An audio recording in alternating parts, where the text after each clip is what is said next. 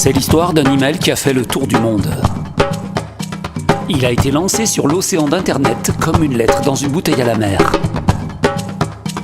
Il a voyagé aux quatre coins de la planète, se modifiant et se transformant au gré des destinataires pour ne délivrer pourtant qu'un unique message.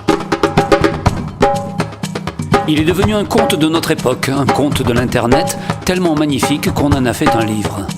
Si le monde était un village de 100 personnes. Si le monde était un village de 100 personnes. Le monde compte aujourd'hui plus de 7 milliards d'habitants. Mais si on réduisait le monde à un village, à quoi ressemblerait-il ? Si 100 personnes vivaient dans ce village, 52 seraient des femmes, 48 seraient des hommes, 30 seraient des enfants, 70 seraient des adultes, et parmi eux, 7 seraient vieux. 90 seraient hétérosexuels, 10 seraient homosexuels, 70 seraient de couleur, 30 seraient blancs, 61 seraient asiatiques, 13 africains, 13 de l'Amérique du Nord et du Sud, 12 européens, 1 de la zone du Pacifique Sud. 33 seraient chrétiens, 19 musulmans, 13 hindouistes, 6 bouddhistes, 5 croiraient que les arbres, les pierres, la nature tout entière a une âme, 24 seraient adeptes d'autres religions ou ne croiraient en aucune.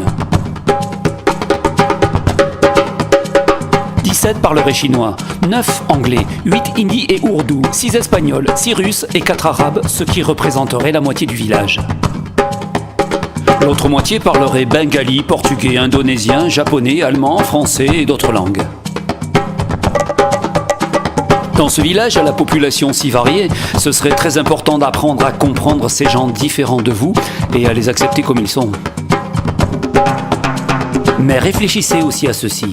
Parmi les 100 habitants de ce village, 20 souffrent de malnutrition, 1 meurt de faim, tandis que 15 sont trop gros. Des richesses du village, 6 personnes en possèdent 59%, toutes des États-Unis d'Amérique. 74 en possèdent 39% et 20 se partagent les 2% restants. Des sources d'énergie du village, 20 personnes en consomment 80% et 80 se partagent les 20% restants. 75 personnes ont des provisions de nourriture et un endroit pour les mettre à l'abri des intempéries, mais 25 n'ont rien de tout cela et 17 n'ont pas d'eau potable à boire. Si vous avez de l'argent déposé à la banque, de l'argent dans votre portefeuille ou quelques pièces de côté à la maison, alors vous faites partie des 8 plus riches. Parmi les habitants du village, 1 étudie à l'université, 2 possèdent des ordinateurs, 14 ne savent pas lire. Si vous pouvez agir et parler selon votre foi et votre conscience, sans crainte d'être harcelé, emprisonné, torturé ou mis à mort, alors vous avez plus de chances que les 48 qui ne le peuvent pas. Si vous pouvez lire ce message, vous avez 3 raisons d'être heureux. D'abord parce que quelqu'un a pensé à vous et vous a envoyé ce message. Ensuite parce que vous savez lire. Enfin, et plus important que tout, parce que vous êtes en vie. Si vous ne vivez pas dans la peur de mourir victime d'un bombardement, d'une attaque militaire, du déclenchement d'une mine ou d'être violé ou kidnappé par un groupe armé, vous avez plus de chances que les 20 qui vivent dans cette peur. En un an, 1 personne du village mourra. Mais dans la même année, 2 bébés naîtront.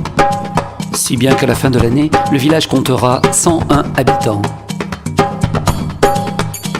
Quelqu'un a dit un jour, ce qu'on donne, toujours nous revient. Alors chantez de tout votre cœur, dansez libres et légers et vivez de toute votre âme.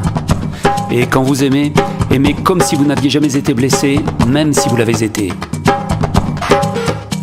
Et avant tout, aimez le fait que vous-même et tous les autres, vous vivez ici, dans ce village. Peut-être que si suffisamment d'entre nous apprenaient à aimer ce village, il serait encore temps de le sauver des violences qu'il déchire. Si le monde était un village de 100 personnes. Si le monde était un village de 100 personnes. Si le monde était un village de 100 personnes. Si le monde était un village de 100 personnes. Si le monde était un village de 100 personnes.